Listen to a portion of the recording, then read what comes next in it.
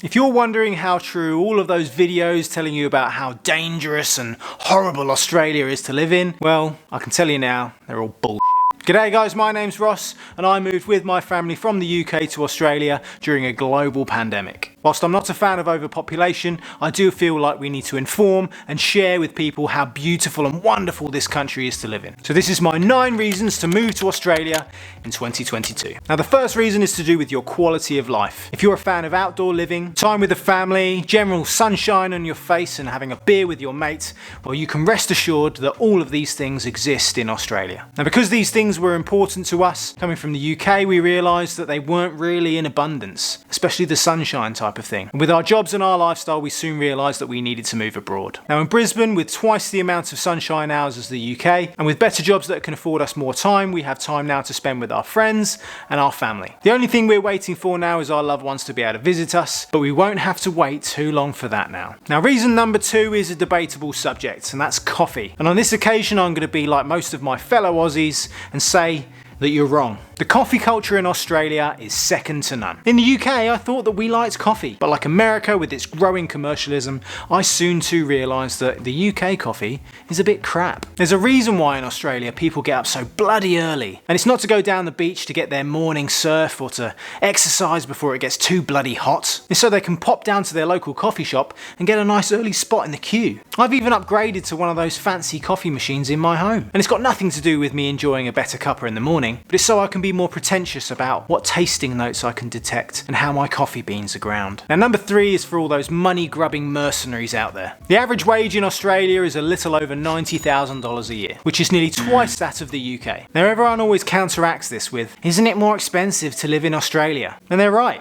It is. But not only do we also have more money here in Australia, I also believe that our purchasing power is also higher. And if you're wondering what purchasing power is, let me explain. Now, if I buy a pint of milk in the UK for 60p and I'm on minimum wage, for an hour's work I can buy nearly 14 pints of milk. In Australia, that same pint of milk is going to cost about $1.15, and if I'm also on minimum wage, I can buy nearly 18 pints of milk for the same time. Now I know that this isn't going to be the same for everything, and everyone's wage is different depending on their job, but after living here and experiencing it for a year, I can say that I actually feel like I have more money in my pocket. And it's a bloody good feeling. The only thing I haven't found though is an alternative to 99p drinks in Wetherspoons. God, can you imagine what it would be like in Australia if they had drinks that cheap? I guess I'll just have to enjoy that now on visits back to the UK. Now after a long day at work, wouldn't you like to come back and enjoy a larger house with a pool? Well, maybe that's going to happen for you. Yes, some house prices in Australia mean if you move to that city, it's going to mean a downgrade. But when we wanted to move to Australia,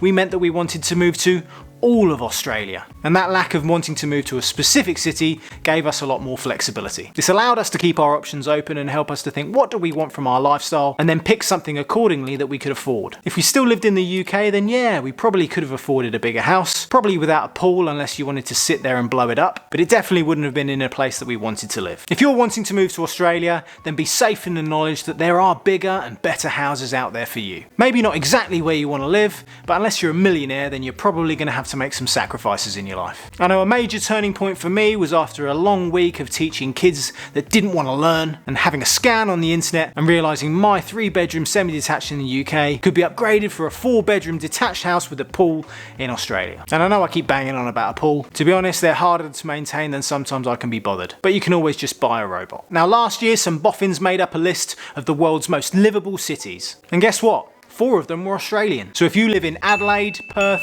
Melbourne or Brisbane, then you're a lucky so-and-so. And if you still live back in the UK, well, sorry, none of them are there. Now this was compiled by the Global Livability Index, and it takes into consideration factors like education, culture, your environment, crime, and even pressures on the infrastructure around you. Now I'm sorry if I seem quite passionate about this, but as an ex-geography teacher, I'm kind of geeking out on the subject. And the reason why you should be geeking out on it too, is these are the types of things that should be important to you, especially if you're going to move over here with a young family. Now I know a lot of the previous 10 10 cities have fallen out of favour because of their response to COVID. But if it takes a global pandemic to expose some of the flaws of where you live, well, I suppose that's kind of a good thing. The other great thing is that most of these cities, apart from Melbourne, are still really affordable to live in. And if you want to do what I did, I checked out realestate.com.au and looked at all of the different houses that could be available within my price bracket. Now, if that's inspired you already, but you're worried about what you need to do to actually move over here, then you might want to speak to our friends at True Blue Migration Services. True Blue Migration Services is one of Australia's oldest and most experienced group of MARA registered agents. They've been able to help thousands of people from all across the world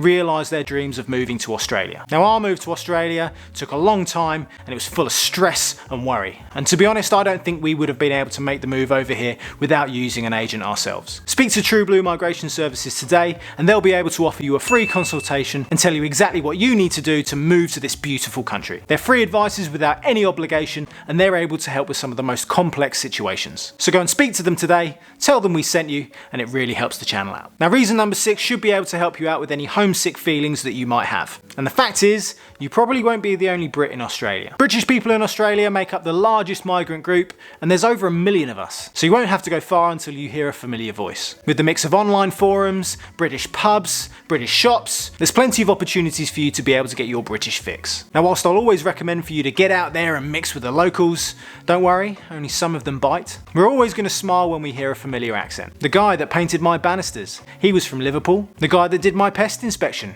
he was from up north. I'm sorry I can't pinpoint exactly where he came from. My ear isn't that good, I didn't ask him. And for me, a southern fairy, I'm sorry, but most northerners sound the same, as I'm sure we do to them. The point is, you don't have to go too far to find a fellow Brit and take them down the pub and have a drink and talk about how shit your lives were back in the UK and why it's so much better over here. Now, reason number 7 might not make sense to anyone not coming from the UK, but in Australia, they also drive on the left. And they also recognise UK driving licences, so you can just get them changed over. You still have to pay for it, but it's one less thing to worry about, I suppose. Signs are obviously different, but ever so slightly familiar, and driving on slightly wider roads gives you a smiling sense, if not ever so slightly squinting, because the sun's stronger in you. I always end up having to drive in sunglasses now. The only thing I have to contend with now is just Australians that don't know how to drive. And the fact that they don't know how to drive leads me nicely onto reason number 8. And that's the laid-back attitude. Australians are funny, friendly, and ever so informal. If Aussies were any more laid-back, they'd be horizontal. Looking back on our lives in the UK, everything just seemed to feel so much on edge. And it was like you were losing something if things didn't go to plan. Here, the only question you need to ask yourself is, what's the worst that's going to happen? And I guess it's so much easier to have no worries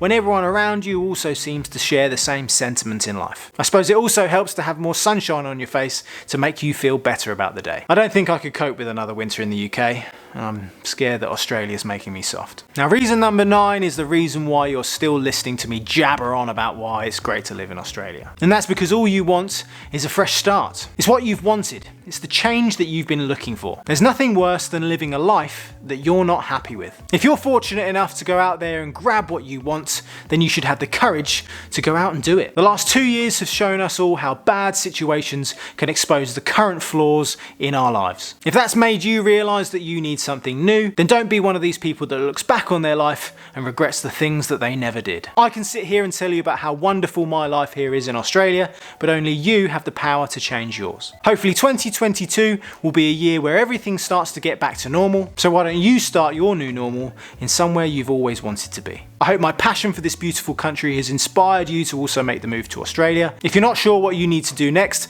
make sure you speak to our friends at True Blue Migration Services. If you've enjoyed the video, make sure to give it a like. And if you want to see how we got here in the first place, then make sure you check out that video. Give it a click.